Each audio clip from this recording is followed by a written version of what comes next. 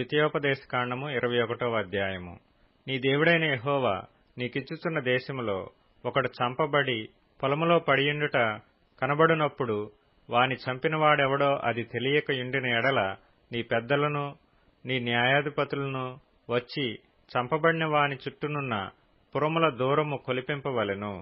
ఏ ఊరు ఆ శవమునకు సమీపముగా ఉండునో ఆ ఊరి పెద్దలు ఏ పనికిని పెట్టబడక కాడి ఏడ్వని పెయ్యను తీసుకొని దున్నబడకయు విత్తబడకయునున్న ఏటి లోయలోనికి ఆ పెయ్యను తోలుకొని పోయి అక్కడ అనగా ఆ లోయలో ఆ పెయ్య మెడను విరగతీయవలెను. అప్పుడు యాజకులైన లేవీయులు దగ్గరకు రావలెను. యెహోవాను సేవించి యెహోవా నామమున దీవించుటకు ఆయన వారిని ఏర్పరచుకొనెను గనుక వారి నోటి మాట చేత ప్రతి వివాదమును దెబ్బ విషయమైన ప్రతి వ్యాజ్యమును విమర్శింపబడవలెను. అప్పుడు ఆ శవమునకు సమీపమందున్న ఆ ఊరి పెద్దలందరూ ఆ ఏటి లోయలో మెడ విరగతీయబడిన ఆ పెయ్యపైని తమ చేతులు కడుగుకొని, మా చేతులు ఈ రక్తమును చిందింపలేదు, మా కన్నులు ఇది చూడలేదు. యెహోవా, నీవు విమోచించిన నీ జనమైన ఇశ్రాయేలీల నిమిత్తము ప్రాయశ్చిత్తము కలుగనిమ్ము.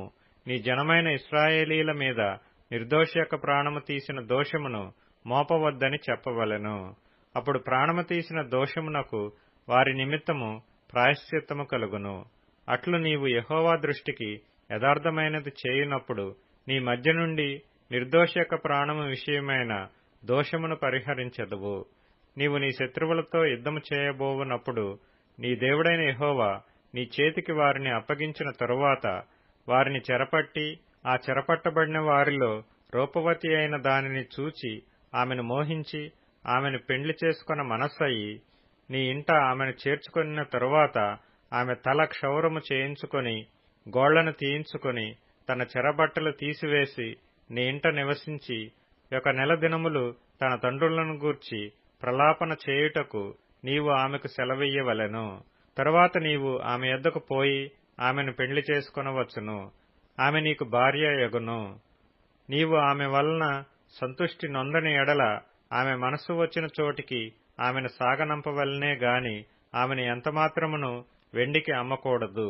నీవు ఆమెను అవమానపరిచితివి గనుక ఆమెను దాసివలే చూడకూడదు.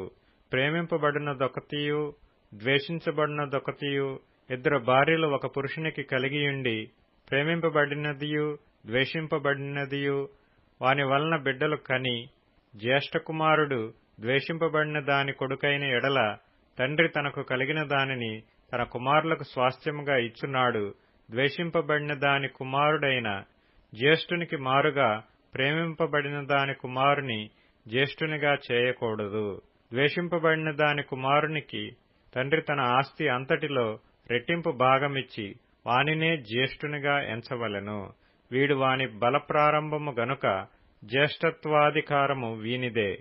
ఒకని కుమారుడు మొండివాడై తిరగబడి తండ్రి మాటగాని తల్లి మాటగాని వినకయుండి వారు అతన్ని శిక్షించిన తరువాతేను అతడు వారికి విధేయుడు కాకపోయిన ఎడల అతని తల్లిదండ్రులు అతని పట్టుకొని ఊరి గవిని యొద్ద కూర్చుండు పెద్దల యొద్దకు అతని తీసుకుని వచ్చి, మా కుమారుడైన వీడు మొండివాడై తిరగబడి ఉన్నాడు, మా మాట వినక తిండిబోతును త్రాగుబోతును ఆయనని ఊరి పెద్దలతో చెప్పవలెను. అప్పుడు ఊరి ప్రజలందరూ రాళ్లతో అతని చావగొట్టవలెను. అట్లు ఆ చెడుతనమును నీ మధ్య నుండి పరిహరించుదువు. అప్పుడు ఇశ్రాయేలీలందరూ విని భయపడుదురు. మరణశిక్షకు తగిన పాపము ఒకడు చేయగా అతన్ని చంపి మ్రాను మీద వ్రేలాడతీసిన ఎడల అతని శవము రాత్రివేళ ఆ మ్రాను మీద నిలువకూడదు.